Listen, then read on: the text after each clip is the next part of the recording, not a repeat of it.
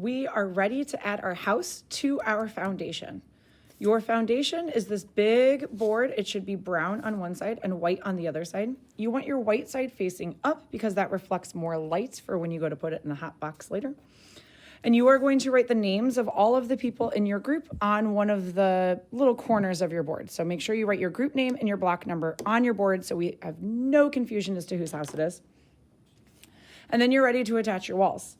Please make sure before you begin that your door is on and hinged using duct tape, and your door actually opens and closes. Make sure that that's all good to go before you begin. And make sure that your window, you have your window pane taped in on both sides. If you need to know how to do either of those things, please go check out my videos on how to install the door or install the window panes. It's way easier to do that before you put it on the house. But now that I'm done, I'm ready to put it onto my foundation board.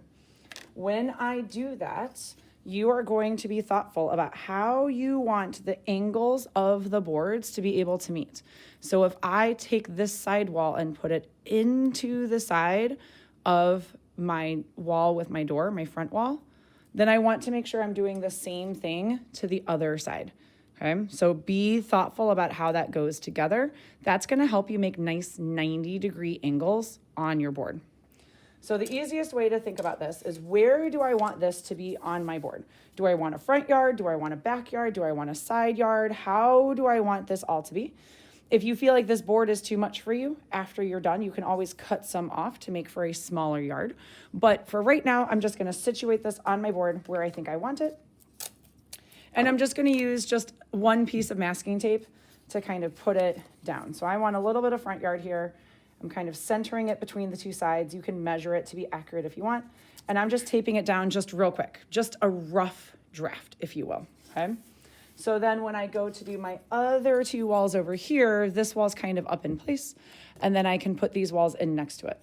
Please remember that if you put one on one side out here and the other one here, when you get to your last wall, it might end up feeling like a trapezoid. So to help you avoid that, you can either use like a ruler or something square, even the edge of a cutting mat, to kind of help you build your walls and make sure that it ends up nice and square. Square meaning a 90-degree angle on the side over here. And you want the outside of this wall right here to line up with the outside of this. So you want this to be just like a nice, smooth, even edge right there. That's going to make your final walls nice and crispy from the outside and the inside, okay? You can also grab one of these little guys from the front table if you find this to be helpful, and you can use that to kind of help square up your walls. This is the part where having two sets of hands might be really easy. I only have the one for now, but I am going to kind of put this into place here, kind of line them up together. All right, I like where this is going. Put this down, double check that it's square, perfect. And then I'm just going to leave this down as like a rough draft.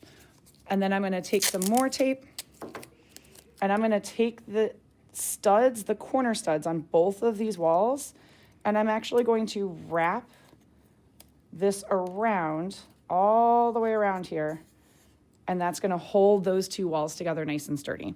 If you're happy with just the one spot, that's fine. If you can do it in more than one spot, that's great too. And you'll even see here, man, these two walls lined up really nice. Do you see how there's like no gap in there?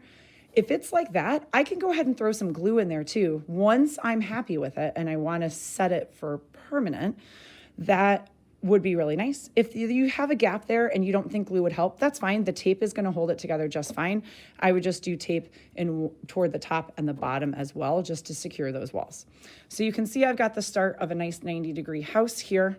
It's hard to tell from the camera angle, but I promise that's 90 degrees. And then I'm going to go and do the other two walls as well.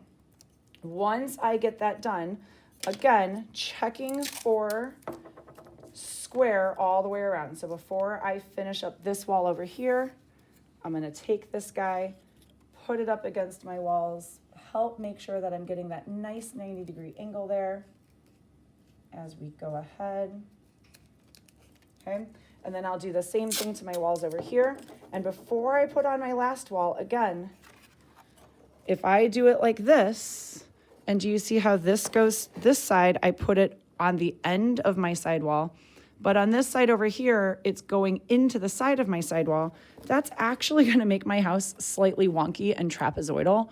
I don't know if you can tell that in the video, but when I'm looking at it from above, I want to make sure that I do it the same coming from both directions, because then my walls will be nice and square and my house will be nice and square. Even if you have a rectangular house, even if you have more angles in your house and you have more and extra walls, you can kind of start to see that when things don't go in, when you don't put the two walls going into that last wall the same, you'll end up with it a little bit wonky. So if I move my camera over here just a little bit, you'll see that I have a pretty nice and square house. This wall is just leaning a little bit right now. And that's how you want it to be before you go forward. After you get everything taped to your foundation board, you can go back and either put a line of glue underneath. So I could lift this up a little bit, put some glue under here, and then glue it down permanently. So that way it's gonna be a nice, clean, finished bottom when you get there. Or if you choose not to do that and you just wanna use tape, do you see how my tape is kind of up and in the way? That's gonna really matter when I go to do my interior design. So then I would really just pinch in the side. So I'm gonna lift up this tape a little bit more, and I'm gonna pinch it in from both sides so it goes down the side of the board and over. So it really lays nice and flat. And that way, when I go to do my drywall and things like that, I will still be able to put this up nice and even here and not have this bulky tape get in the way. So again, you can either glue it or you can do a nice finished taped edge. See how I'm really tucking it into that corner there so that the tape will be out of the way when I go to finish it up. Really doesn't matter, it's up to you. And when you finish your house, what you want that nice, clean, finished look to look like. So this is my framed house, really starting to look like a house. Your next video that you want to watch is how to do the interior drywall, and then we will talk insulation.